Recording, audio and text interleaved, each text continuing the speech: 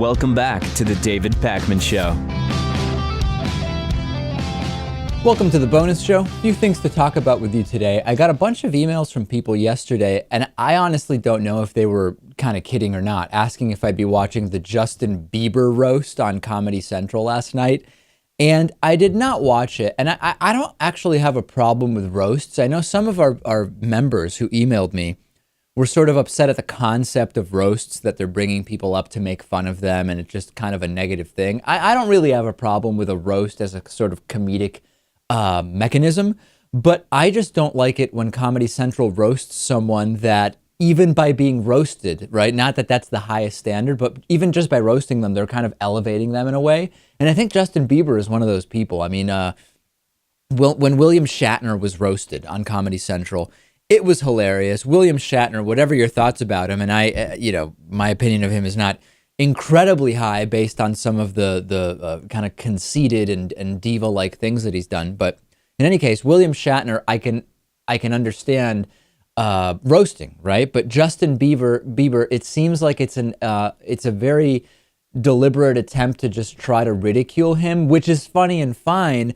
But I think his reputation actually improves as a result of this. And I don't know. So I did not watch it. I also, sometimes they bring up the lamest comedians who just make completely unfunny jokes, and I find myself really cringing at it. But yeah, I have no problem with roasts in general. Did not watch the Justin Bieber roast. Also, I'm going to publish something probably to our Facebook page soon. There's a right-wing radio host, not one of the major ones, okay? So I want to be very clear, not like a Hannity or any of those, Rush or anything. There's a right-wing radio host who pays attention, not so much to this show, but he's on the mailing list and pays attention to what topics we're covering. And sometimes he emails me back, but it's been a long time since he emailed me. And yesterday, we did the story about the new Arkansas bill, I believe it was, that's kind of like a no gays allowed bill. It allows businesses to turn away gay people. And he wrote back to me and he said, David, you're lying that the bill is a no gays allowed bill. And I normally would not respond to something like this, but because this is someone that I have at least a somewhat personal relationship with, I decided to write back and I said, hey, here's the text from the bill, which says you can turn away a gay person if your religion has particular views that are anti-gay people. It's just plainly written in the bill. I sent that to him. He writes back agitated, more escalated, saying that I'm trying to summarize. I'm going to publish the whole thing without including his name in it because he said he doesn't want to be identified. He wrote back agitated, saying that that's not what the bill says, even though I just sent him the text of the bill, and that there is that Christianity is not anti-gay in the United States. And I wrote back and I said, hold on a second. Not every Christian is anti-gay, but almost every anti-gay bill is proposed by a Christian lawmaker, often using their Christian beliefs as the explanation for why they are anti-gay. And he wrote back and he escalated. He said, David, that's a very ugly allegation that you're making. And I said, hold on a second. Send me any bill, any anti-gay bill that was not proposed by a Christian lawmaker. Just send me any. And of course he didn't. And he started going ad hominem on me. And I said to him, I think I'm going to publish this to our Facebook page. And he said, oh, I was under the impression these conversations were private. To which I said, of course they are. I'm not going to identify you, but your cognitive dissonance is just stunning here. And this is a right-wing radio host, right? We often talk about, oh yeah, there's people who are only tangentially involved with news and politics. And it's very easy for them to have drastic misunderstandings of what's going on. If this guy deals with politics every day, he hosts like a multiple hour per day political talk show He is a host rather.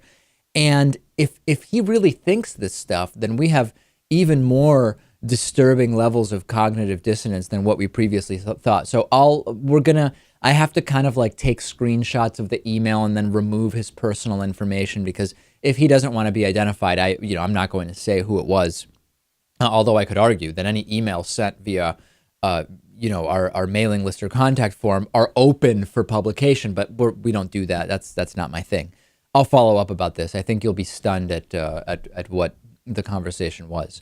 It was announced that comedian Trevor Noah is going to be replacing Jon Stewart on The Daily Show. We talked a little while ago about how Jon Stewart is leaving The Daily Show. There's no set date yet for when Trevor Noah is going to start hosting for good. Jon Stewart is expected to step down sometime between July and December, kind of a wide range there. In the meantime, there are going to be, I'm sure, all sorts of analyses and predictions about Trevor Noah.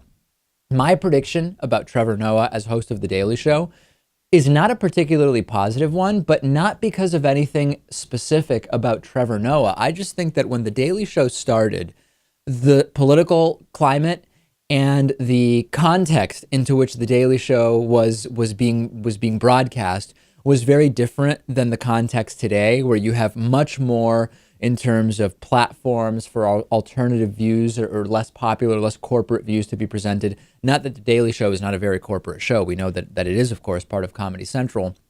I just don't know that whoever were to replace Jon Stewart would do that well, because people that stayed with Jon Stewart on The Daily Show in part did it because of Stewart specifically, although I think the role of The Daily Show is not as unique today as it once was, although it's still one of the best produced shows of its style. So I am skeptical about how well Trevor Noah is going to do, and it's not through faulting Trevor Noah specifically, right? It's just more about what it is that he's inheriting and when he's inheriting it. But if you disagree, let me know. I'd be interested to hear other views.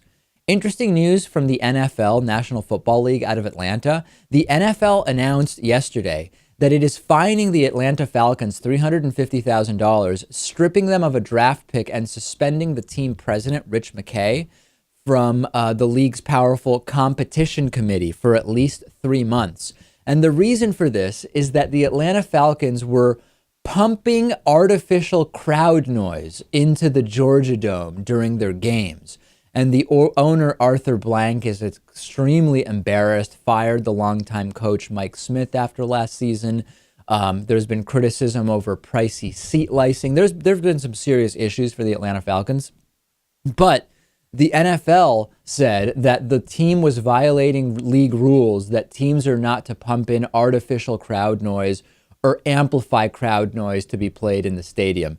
I have to tell you, I understand that this is against the rules of the NFL, and I actually agree that particularly if you're in the stadium, having even louder noise, which potentially could be bad for your hearing, be pumped in simply to make it seem as though it's louder, and of course the impression that gives on the television broadcasts, it's certainly deceptive, and I'm fine with it being against the rules.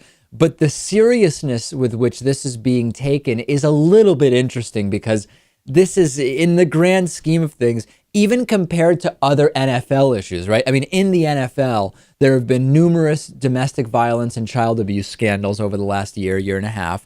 We've had a growing concern over the science regarding chronic brain injuries that can happen as a result of playing football. An NFL player, a rookie, said, "I'm out. I value my life and my cognition to a degree where I don't want to play football and risk cognitive decline in my 40s, at least exacerbate the possibility for that cognitive decline." So I get it. There's time for more than one thing. You can walk and chew gum at the same time.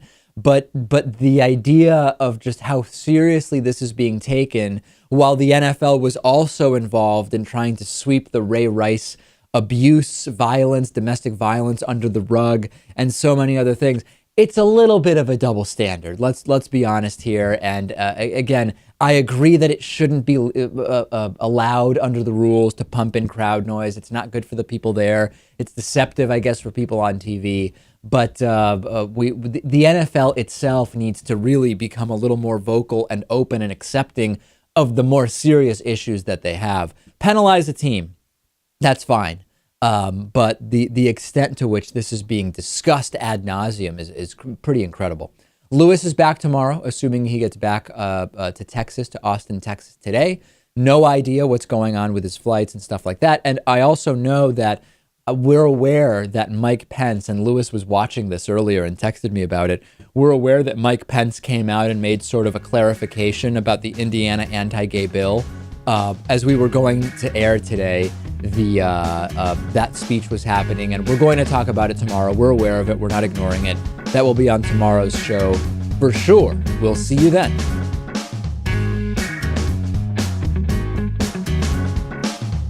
The David Pakman Show at davidpakman.com.